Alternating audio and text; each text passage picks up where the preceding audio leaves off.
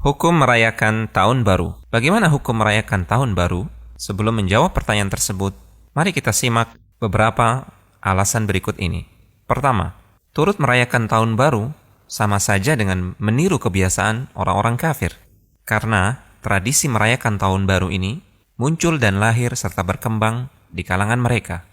Nabi SAW melarang kita untuk meniru kebiasaan orang-orang fasik, termasuk orang-orang kafir.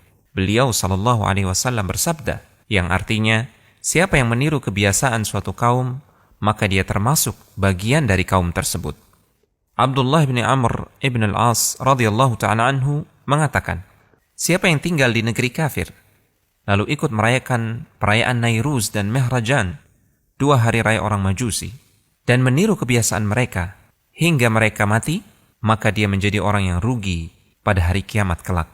Kedua, mengikuti hari raya mereka termasuk bentuk loyalitas dan menampakkan rasa cinta kepada mereka.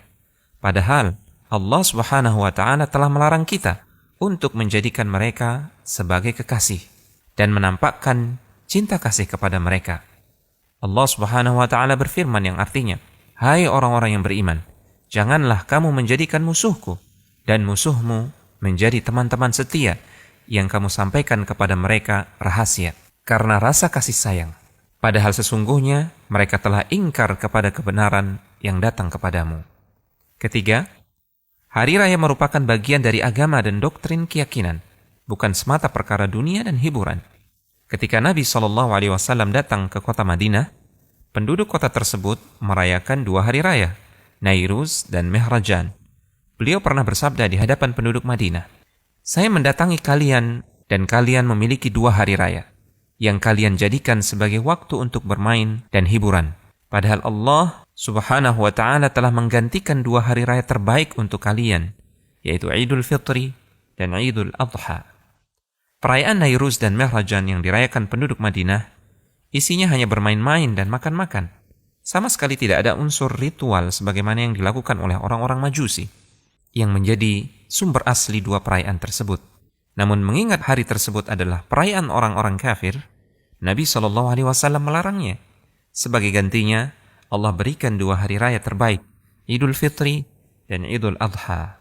Untuk itu, turut bergembira dengan perayaan orang kafir, meskipun hanya bermain-main, tanpa mengikuti ritual keagamaan mereka, termasuk perbuatan yang terlarang, karena termasuk turut mensukseskan acara mereka. Keempat, di dalam Al-Quran, surat Al-Furqan, ayat yang ke-63 sampai dengan ayat yang ke-76, Allah Subhanahu wa Ta'ala berfirman, memuji sifat-sifat ibadur Rahman, yaitu hamba-hamba Allah yang terbaik. Di antara sifat mereka yang terpuji, disebutkan dalam ayat yang ke-72, dan orang-orang yang tidak turut dalam kegiatan Az-Zur. Sebagian ulama menafsirkan kata Az-Zur pada ayat di atas dengan hari raya orang kafir. Artinya, jika ada orang yang turut melibatkan dirinya dalam hari raya orang kafir, berarti dia bukanlah hamba Allah yang baik. Konsultasi syariah.com